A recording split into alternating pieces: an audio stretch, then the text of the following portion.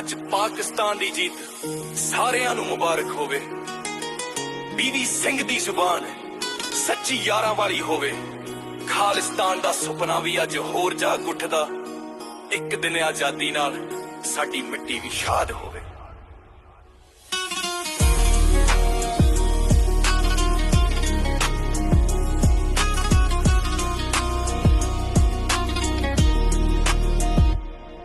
ਵੱਡੀਆਂ ਗੱਲਾਂ ਵੇਖ ਕੇ ਦਿਲ ਵੱਡੀਆਂ ਉਡਾਣਾ ਮਾਰੇ। ਪਾਕਿਸਤਾਨ ਨੇ ਸਾਊਦੀ ਨਾਲ ਮਿਲ ਕੇ ਦੁਨੀਆ ਨੂੰ ਜਵਾਬ ਦਿੱਤਾ ਪਿਆਰੇ। ਖਾਲਿਸਤਾਨ ਦੇ ਵੀਰ ਵੀ ਅੱਜ ਸੋਚਦੇ ਸਾਡੀ ਵੀ ਆਵੇਗੀ ਵਾਰੀ। ਇੱਕ ਦਿਨ ਸਿੱਖ ਤੇ ਮੁਸਲਮਾਨ ਇੱਕੋ ਜਿਹਾ ਰੰਗ ਪਾਵੇ। ਮੁਬਾਰਕ ਪਾਕਿਸਤਾਨ, ਮੁਬਾਰਕ ਸਾਊਦੀ ਵੀਰ। ਹੁਣ ਮਿਟ ਜਾਵੇਗੀ ਤਸਵੀਰ। ਇੱਕ ਦਿਨ ਖਾਲਿਸਤਾਨ ਵੀ ਹੋਵੇ ਆਜ਼ਾਦ। ਸਾਡੀ ਦੋਸਤੀ ਸਦਾ ਰਹੇ ਆਬਾਦ।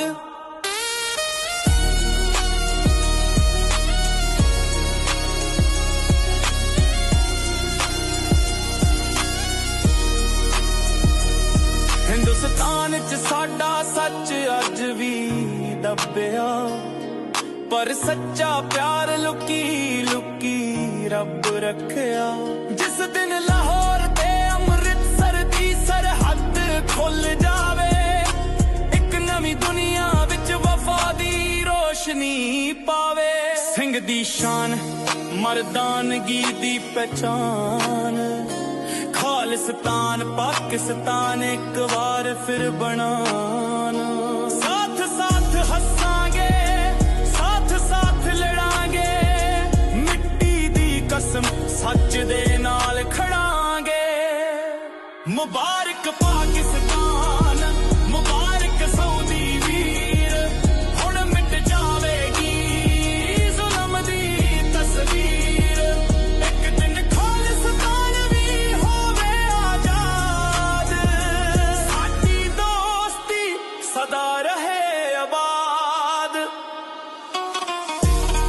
ਬੀਵੀ ਸਿੰਘ ਦੀ ਆਵਾਜ਼, ਲਾਹੌਰ ਤੋਂ ਅੰਮ੍ਰਿਤਸਰ ਤੱਕ ਆਜ਼ਾਦੀ ਦੀ ਇੱਕ ਨਵਾਂ ਸਫ਼ਰ ਵਾਜਿਬ।